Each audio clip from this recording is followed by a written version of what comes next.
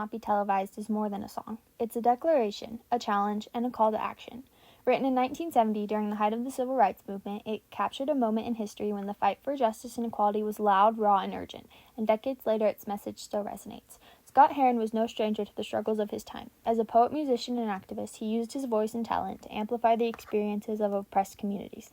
His work wasn't just art, it was activism. It demanded attention and sought to inspire action. With The Revolution Will Not Be Televised, Scott Heron rejects the idea that we can passively consume social change through media or institutions. He insists that revolution, true, meaningful change, comes from the ground up, through grassroots movements and community efforts. The song's message challenges us to confront systemic racism, a problem that was deeply entrenched in society then and continues to persist today. The injustices Scott Heron spoke of, police violence, housing discrimination, unequal access to education, are not relics of the past. They are present-day realities. Even now, studies show that Black Americans are disproportionately affected by police brutality and other systemic inequalities, underscoring the urgent need for continued activism. What makes Scott Heron's critique so powerful is how he highlights the role of institutions in perpetuating inequality. His biting lyrics call out the complicity of corporations, media, and government in maintaining the status quo. These systems don't just fail to address injustice, they often actively uphold it. His words remind us that we can't rely on these institutions for revolution. Change must come from people, from collective action, solidarity, and grassroots empowerment. The phrase, "the revolution will not be televised," is perhaps the song's most famous line, and for good reason. It encapsulates Scott Heron's rejection of media, narratives, and institutions as vehicles for real change. He saw how mainstream media often distorted or ignored the struggles of marginalized communities, prioritizing stories that served the agendas of those in power. His message is clear. Revolution cannot be sold or broadcast. It must be lived. It's a call to take responsibility, to act, and to own our role in the fight for justice.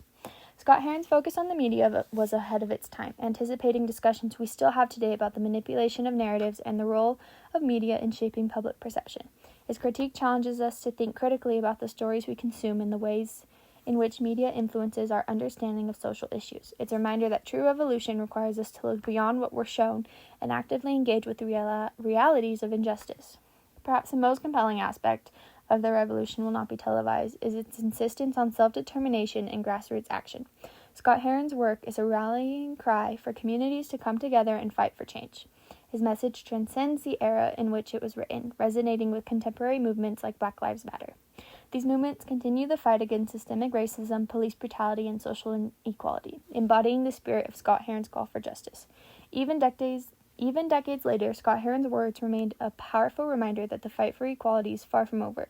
His messages challenges us to reject passivity, question the systems and narratives we're presented with, and actively engage in the work of building a better future. The revolution, he insists, won't be televised. It will be built by those who dare to act.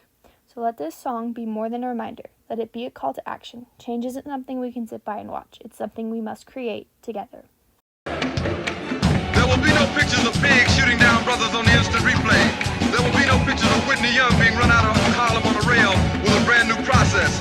There will be no slow motion or still life of Roy Wilkins strolling through Watts in a red, black, and green liberation jumpsuit that he had been saving for just the right occasion.